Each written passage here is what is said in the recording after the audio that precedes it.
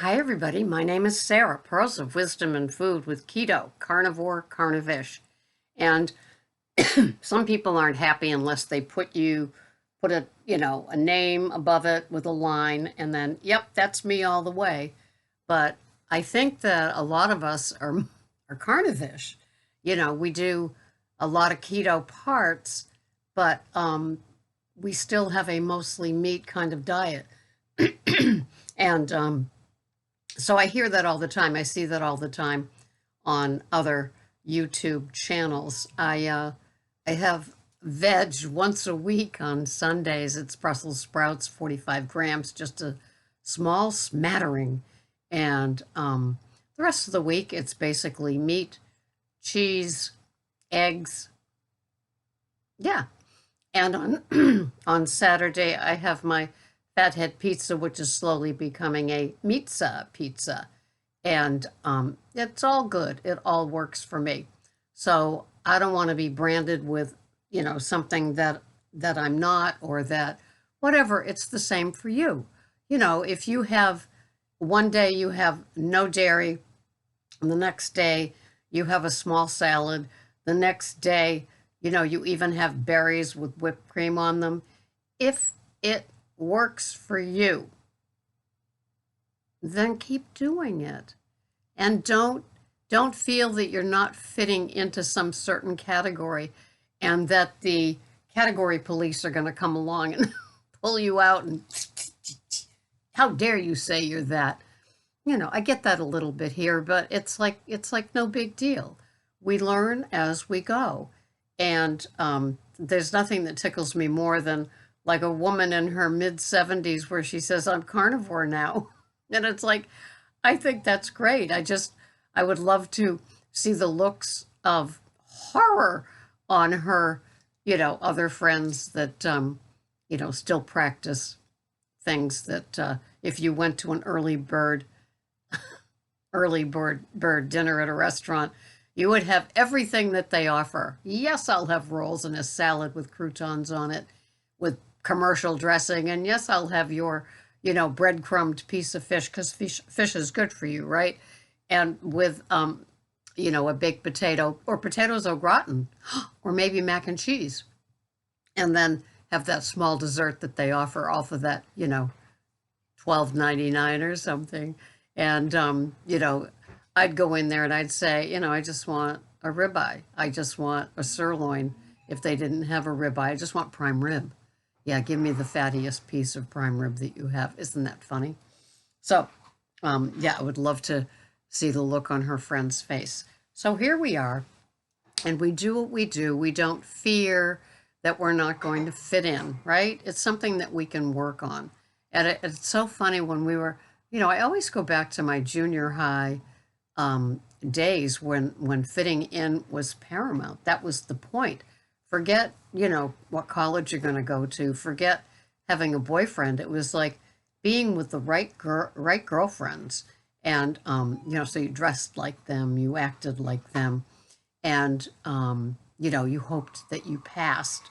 And it was all like this disguise. I was chit-chatting with a keto friend privately, and we were talking about our disguises as we grew up with being overweight.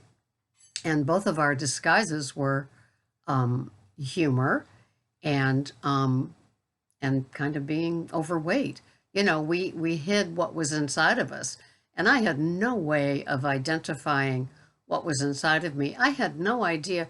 I had an inkling, an inkling. I had an inkling that my family was not right, that it was riddled with addiction of alcohol and sex and drugs, meaning prescribed medication taken not as directed, not as prescribed. And so, my first turn to was food. It was my comfort. It was like what worked. I was babysitting at 9, and people thought I was so responsible. I thought their cupboards were perfect for my food addiction, my budding carb and sugar addiction. And, they could care less if I ate, a half a box of their cereal or as I tell the story, sometimes I would take a steak out of the freezer because chances are they aren't detecting that I could. She wouldn't have eaten a steak, would she? And this was pre-microwave, pre-everything. And so my food addiction was waving whatever color flags they were, that indeed this was what I am, and how it's turning out, and I guess there's no turning back from that. Then it became, I remember being probably from the ninth grade on, aware that I wasn't skinny. And as some of you may have heard me or seen the documentary from Woodstock, it seemed like everybody was skinny back then. I wasn't.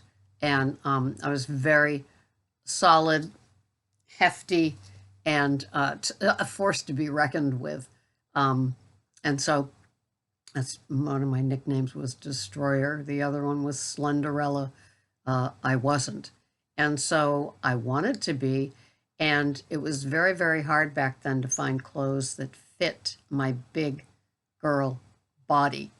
There was still that line of how a little girl dressed, how a young girl dressed, and then how it was like matronly. It was shirt waists and Peter Pan collars and buttoned up to the top and little signet pins and all of that. Well, that was fine once you hit maybe later on in high school. I remember some of that, but definitely when I was the chunka monkey in junior high, I wasn't wearing little girl things and they didn't fit anyway. And then, like, what kind of style could it be? It's not like today where leggings, jeggings, big t-shirts, big sweatshirts, and big off-the-shoulder sweaters, you can wear weighing a lot. And it passes as fashion, right? I think a lot of people spend a lot of time on hair and makeup and nails, and as part of their disguise, perhaps, don't look at my body, look at my face and hair. And we do what we do, and some of us work hard at losing weight, and then in a snap, flipping that switch, we can put it all right back. Our bodies, they just don't respond. And today, with the foods being so adulterated that we have no idea what we're eating. So, that's part of my mostly meat food plan. And I know that I have feedlot meat a lot. We go to this Brazilian butcher, and yes, it's certified Angus. I hope that the treatment of the animals is kind. I hope that they're being watched and inspected a lot.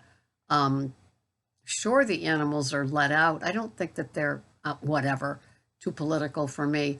I buy what we like and what we eat, and so it just works out, that way. And so the disguises of being overweight are just very, very interesting as we begin to get some perspective on our insides. And for me, I'm a late bloomer.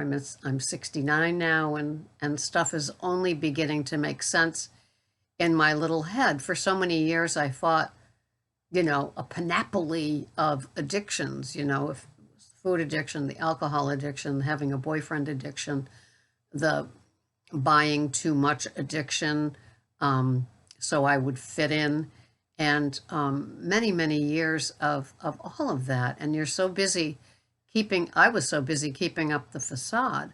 And only now do I feel like I'm kind of in touch with the genuine self. The weight has pretty much stabilized. The food plan has stabilized. I still use my chronometer, my free chronometer in my phone to kind of meal plan. My calories go anywhere from the top 1100s to 1400 every day. It seems to work for me. When I went to mostly meat, I put on a few pounds. They have not gone away. They're pesky. And that's okay because I feel fine and my clothes still fit the same. So it all kind of works out. But, finding finding your grounding and what works for you as you put yourself onto that stage. And I don't mean stage in the sense of performing, but just that this is, below me are my parts that finally can come to light. And yes, I may seem odd, I may seem eccentric, I may seem different from anybody that I see face to face around town. But, when I come on here and I talk, just like when you come on here and you comment, or maybe you have your own channel as well, you come across as a person that's assured of your place, confident of the choices that you make, not one to be swayed by something that's going on, unless it's to move to a different level of what you have in your foods for the day. Cleaning up stuff that goes around that may not be totally keto or totally carnivore or carnivish, but, need attention. And we get that because we too, have gone back and forth with something. Somebody commented today that I read, they were in Costco and there was some chocolate keto friendly item. And of course, when you buy it, you get 950 of them when you go to Costco or BJ's or Sam's or something like that. And she bought them thinking it would be a good idea. And of course, overdid on them and her blood sugar shot up and all of that sort of stuff. I've done that. I've done that with items that I thought would work out more in the low carb, high fat portion of my journey. Now that I'm, pretty carnivore, I'm still having like a hunk of usually beef, maybe sometimes the pork chop, and then the meat, the eggs, and sometimes the cheese along with it. And it's very straightforward and simple, and I find a lot of relief in doing it that way. It just gets easier. And when I was low carb, high fat or keto, so there was a lot more wiggle room and freedom, I would listen to somebody that was carnivore or mostly carnivore, and I was saying, gosh, I just don't know how they do it. I could never do it that way. And then suddenly I'm here. I don't think it's overnight. I think we evolve, we start paying attention to our digestion, what keeps us going. I'm OMAD, so it's like what holds in my belly or holds me over and doesn't make me think I'm hungry. I know that at 6 a.m., so it's like 15 hours after I have my OMAD from the day before, that my stomach says, yeah, I'm hungry. And I don't want to be denied, but I do deny it. I'm going another 9 hours probably before I eat. So it's like 23, 24 hours in between my OMADs. So I ignore it. My coffees are bridges and I need them. I use them. I like them. I'm not ready to give them up. Sure, they're plant-based. Some people count the carbs in them. I don't. And I just keep doing what I'm doing, and it works for me. So hopefully you have the courage of your convictions as well. And as you move along, something that was a non-negotiable could be negotiable. Not only negotiable, but it's out at the curb, ready to be picked up by the trash people. And so no looking back. I love that. And so we do what we do. We support each other for where we are. We try to meet each person that has a video or comments here where they're at. I'm sure there are places that I'm no longer at that I thought I'd never leave. Like, this is it. I'm happy. I'm good to go. And then I left and moved on, tightened it up, got a little more structure. It is what it is. And we just honor, support, and encourage our fellow journey members. This has been Sarah, Pearls of Wisdom and Food, with keto, carnivore, carnivish, even low carb, high fat. Hey, if it works for you, keep on doing it till it doesn't. Thanks so much for watching. Bye-bye for now.